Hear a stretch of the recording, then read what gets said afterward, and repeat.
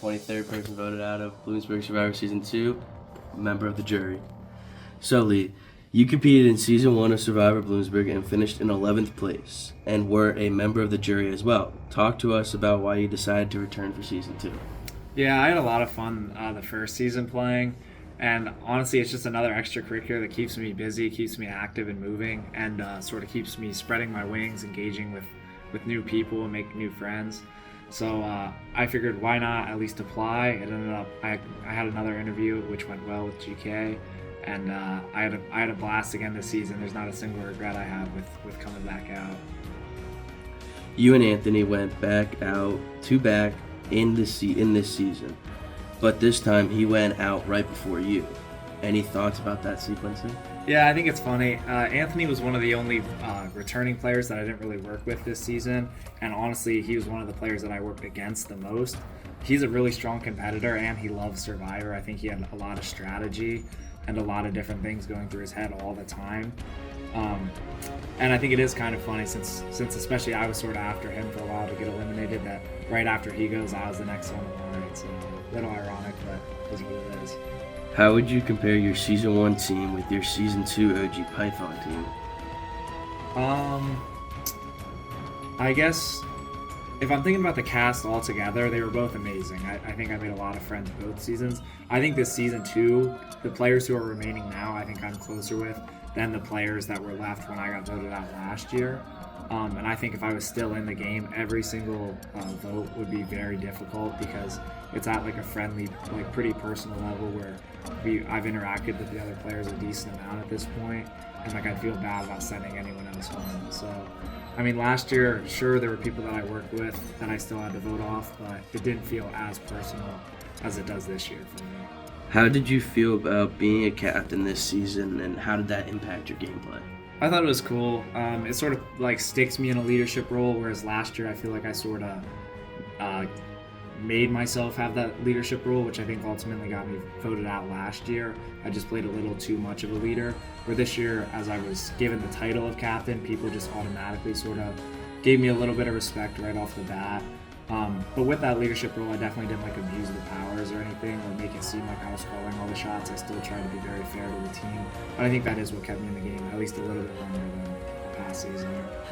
Why didn't you all save Trey in Episode 7 at Redmond Stadium and play your Captain Survivor pendants together? So I had my pendant, he had his, and Gianna had hers, and then Erin did not have her puzzle piece, which I think it would have been a perfect time to use it. I really wanted Trey to stay in the game, and they only worked for so long, so I think that would have been an ideal situation to use it, but Erin just didn't have her piece, so we weren't able to get it done. You had received a clue to a pregame advantage hidden on campus. Tell us about what happened that night and when you went to go look for it. Did you realize that Dylan C., who had found his first? Yeah, so that was the very first night. That was honestly before the first episode of Survivor. And I was with some friends, and I got up right away, and originally like I had just glanced at the picture and I was close to like the little husky statue that's right by tri-level, so I ran right out there, but then I looked at my phone again to get a more detailed view.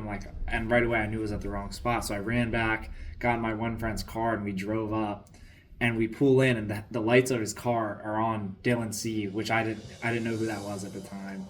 But, I mean, it was obvious he was looking for the same advantage because he was on his hands and knees right in the spot where I assumed it would be, and then I saw him walking off with what I thought was the advantage. So at that point, I knew I was too late. I wasn't super bummed out about it just because I knew it's the very beginning of the game, and usually the advantages don't really get as serious until a little bit later on, just when people sort of see it coming more and they might be on the chopping block. But it definitely would have helped if I had an advantage just to begin the game. Your first impressions when you met the 29 other Castaways back in Episode 1. Who did you start to form a connection with right away? Yeah, Episode 1 was I definitely wasn't super social that first episode. I kind of just hung to myself. I mean, I was at least acquainted with all the returners, but I pretty much only went out of my way to talk to Jake, Ozzy a little bit. I like working with Jack and Brady, so I said hi to those guys, but I just wasn't super social. I was kind of tired just from the day, and in my mind, like there are 29 other people here. Like as long as I make it through like this first week or two, like I'm gonna start getting to know the people that I need to know when the time comes. So I was in no rush to just try and be buddy with everyone there. In episode 1, you were sent on a second journey of the season, but lost the opportunity to earn a safety key when you faced off against Gianna. Tell us about what happened. Yeah, I just we were doing a challenge where we like bounced the balls and they would land in like these little like cupped areas, and we had to get 4 in a row, and they just weren't super easy to accurately like throw in, because even if they like hit the spot, they could easily bounce out. They were like soft balls.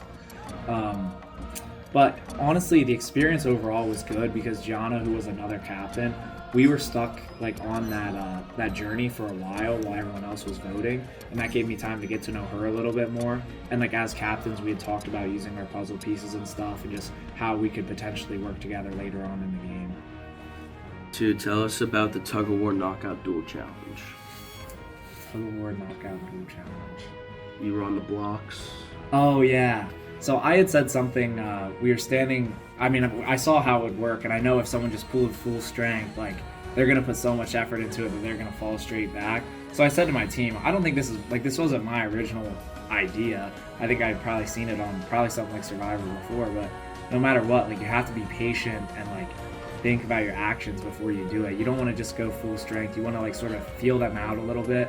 Because otherwise, like if they're gonna go full strength and you just give a little bit of your rope, since you have rope to spare, they're gonna fall off the back. So I got paired up against Jake, who's like a bigger guy, a heavier guy than me, and definitely stronger too.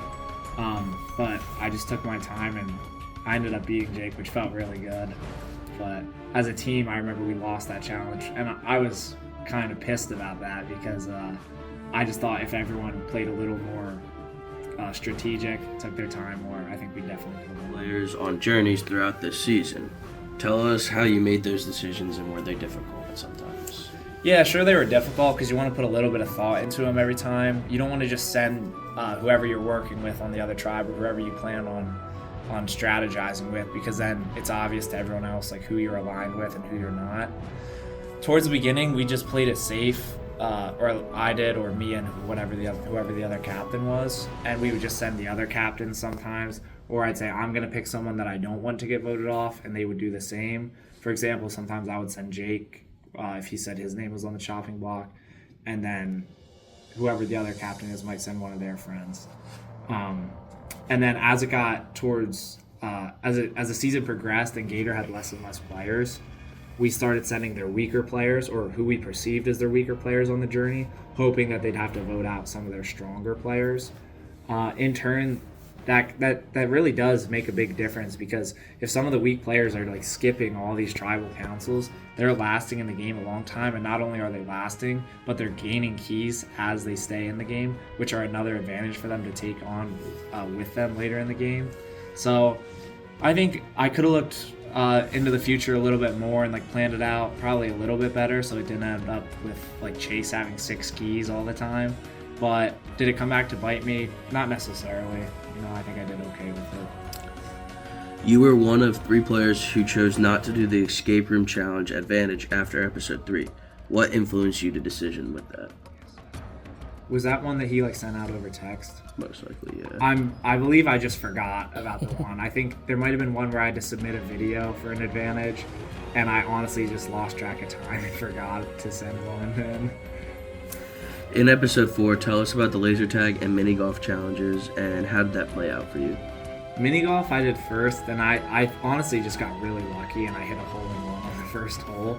And since there were so many golfers on one hole at the same time, and you had to go back and forth, just like the whole time the laser tag was going on, we only ever got through one hole.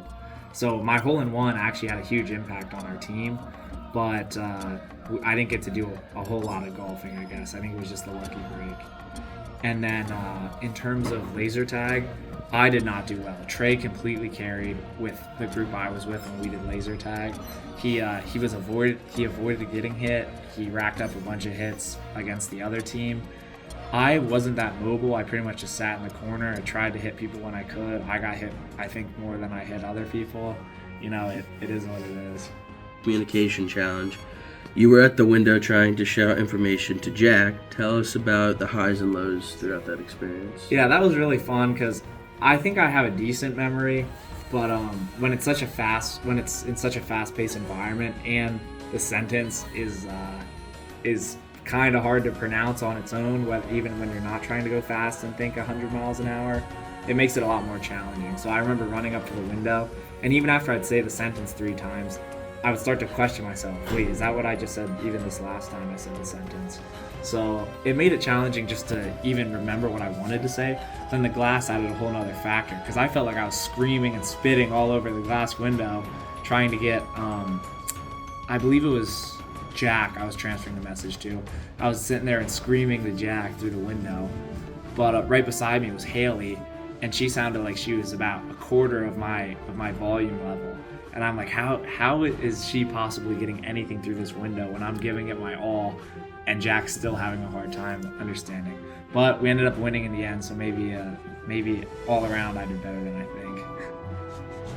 In episode 4, you were the last player remaining for the Python in the Battleship Twister Challenge. Hope almost took you out as she was leaning on your right before she was eliminated.